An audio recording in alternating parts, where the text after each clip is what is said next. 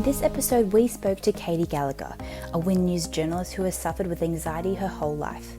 Listen to her story as she delves into how anxiety affects her marriage, her high-pressure job, and her irrational fear of vomiting, but also how she doesn't let it stop her from achieving her goals. Here's Katie.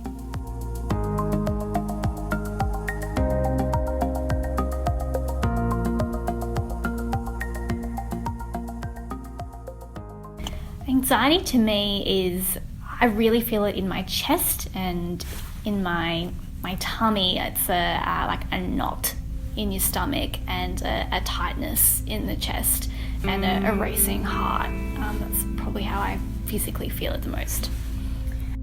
I've had anxiety my whole life. Even when I was a baby, my mum said I was very anxious, but I think the age that I realised something wasn't quite right was when I was about 5, and I just felt sick all the time. Like I had this constant nausea and I was always going to sick bay. Yeah, just feeling of constantly being afraid and unsettled and sick. It was kind of, when I first recognised it. It was probably harder as a child because I didn't understand what it was and I didn't have any coping strategies, but I kind of noticed it more as I got older, and it started to affect my life more as I got older when it came to, particularly when I finished school and it came to, relationships and university and jobs and moving house. And yeah, it started to affect me more, and I started to experience depression as well, which I didn't experience when I was younger. My mum's a GP and my dad's a psychologist, so I'm very lucky like that. And I always called it like worrying, like not so much anxiety, but I would always say that I was worried about things. And it was probably in high school. I can't even really think of an exact exact year, but it was around high school that I realised what it was actually anxiety. And I first started to see a psychologist once I'd finished school. How is your anxiety now? It's better, I think, and I think that is largely due to the medication I take as well, has certainly helped, as well as seeing a psychologist and having a strong support network around me. But it's sort of okay when things are going along, but it doesn't take much to really set me off, and then it'll come back with a vengeance. 2 big things for me is, one, I have a phobia of vomiting, and I've had that since I was in daycare, kindergarten, preschool, and that really affects me, as strange as it seems. I've got a camping trip coming up for 3 weeks, and I'm very, very nervous about it because I'm terrified of getting sick and I don't know what to do. I'll be out in the bush. When anyone around me gets sick, I can't look after them because I'm too terrified of catching it. We had a gastro outbreak when I was at college at uni, and I refused to use the toilets, and I was Glen 20ing people's doorknobs. It was actually quite comical. I was just completely out of my mind, and if I did have to use the toilets, I would use disinfectant wipes to touch everything. I wouldn't touch the toilet seat, wash my hands, come back to my room, wash my hands again in my sink, sanitize my hands, wouldn't eat. Like, it was so bad. And obviously I'm not in a gastro outbreak environment all the time, thank goodness, or else I wouldn't function as a human. But yeah, things like that, boats, planes, travel, the idea of having children one day, but I don't know how I would cope with morning sickness, and if my kids throw up as kids do, I don't know what I would do because I've never looked after someone. I just panic. So that's one really big area. And the other really big area was in my relationship with my husband. My parents divorced when I was 3, and I didn't think that affected me that much when I was younger. And it wasn't until I found, someone, when I was in my first relationship, I realised how much that did affect me. And I had crippling relationship anxiety for years, and it's still there, but I'm married now, the deal's sealed, so that has kind of, I guess, taken away this, fear of making a bad decision because the decision's already been made. But yeah, it was just constant fears and intrusive thoughts about what if he cheats on me, what if I cheat on him, what if he's not the right person for me, and that would just go through my mind, and I would never felt a real peace about the relationship. And then people say, well, doubt means don't, so you're probably making a mistake, and it was just terrible. And so I spent years dating and loving him but panicking and thinking that it wasn't ever going to work out and not knowing what to do or how to make the relationship work. So that was a really difficult thing. And even now, we've been married for 1.5 years and I still have those thoughts sometimes about, whether I've made the right decision, whether we are going to work out, or are we just going to end up, divorced and miserable like so many other people. And I'll go, I'll mull over it and it'll go over and over in my mind for ages until I, make myself, sick over it and panic over it. So that's probably another area that's been hard. Does that put like a strain on your relationship with your husband? It has in the past. He's very understanding and supportive, but it was very frustrating for him, and he doesn't have much of an understanding of mental illness at all. So he just couldn't understand or work out why I had all these fears. And I think it was really hurtful to him as well to hear that I was so unsure.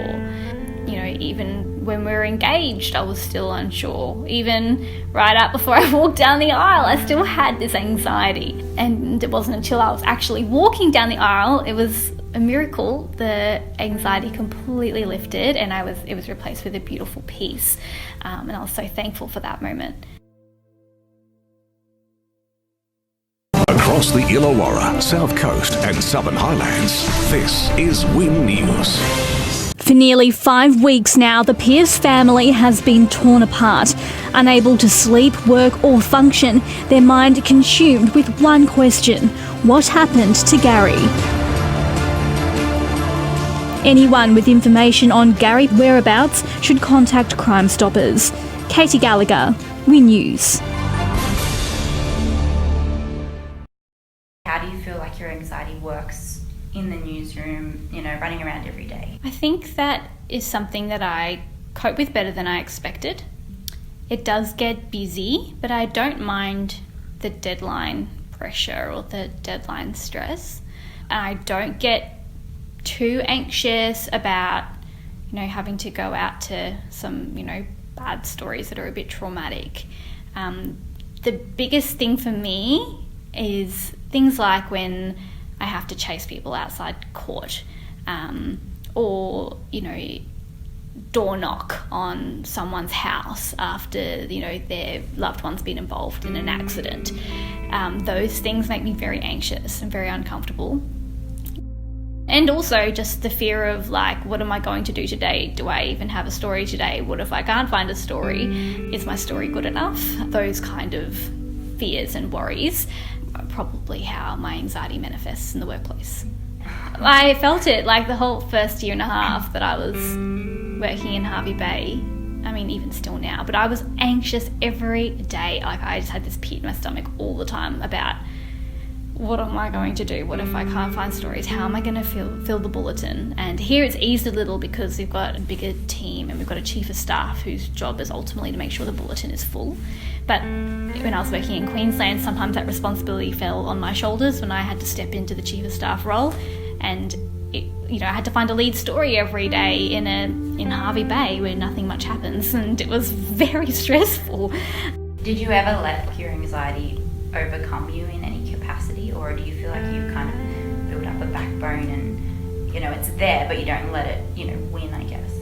I try not to. I can think of a lot of things I've done that I was very worried about, but I did it anyway despite my anxiety, and I'm proud of that, of getting married, of going on my first overseas trip to Italy, of moving away from home to study journalism in Melbourne, and then taking the plunge and moving to Hervey Bay for my my first job and then moving again to Wollongong. So all of those things caused me a great amount of stress, but I did them anyway. So I think most of the time, you know, I push through despite the anxiety, but it can cause a lot of, negative self-talk and, you know, problems with my confidence and self-esteem. And I think those things win over me a lot more. Do you ever often wonder why you're a bit more anxious than the normal person? I did. I used to kind of wonder why I was like that. And then I spoke to a psychologist once who, she really thinks it started when I was still in the uterus, because my mum suffered a stroke when she was 36 weeks pregnant with me and nearly died. And so there was a whole lot of trauma going around there as far as, you know, trying to keep her alive. Was she going to survive? They lost track of my heartbeat. They had to have an emergency cesarean. And then the first 3 months of my life I was in hospital, because my mum was in hospital for 3 months and she couldn't even pick me up with both arms herself because she was paralysed. So there was a lot of, you know, me being bounced around a bit. My dad was still at uni, so he was taking me to uni sometimes, and, you know, they tried to make life as normal for me as possible. But I think the trauma to my mum's body, maybe even in just, you know, little babies, they still manage to sense what's happening around them. And I think the panic around that situation sort of set me up for not a great start. She was unconscious for 3 days, but then she came to, but it was just like touch and go, like they were just monitoring me to make sure I was okay. And then she was all right, she couldn't talk, but like she was alive and well-ish. But then they lost track of my heartbeat somehow, and they panicked and they're like, all right, we'll just get her out. And I'd never really, you know, thought about it, because you don't remember it, obviously, as a baby. And I don't remember my parents even splitting up. But I think those two things definitely played a role. And then, unfortunately, both of those things have kind of played out again, in that my mum had a second stroke 2 days before my wedding.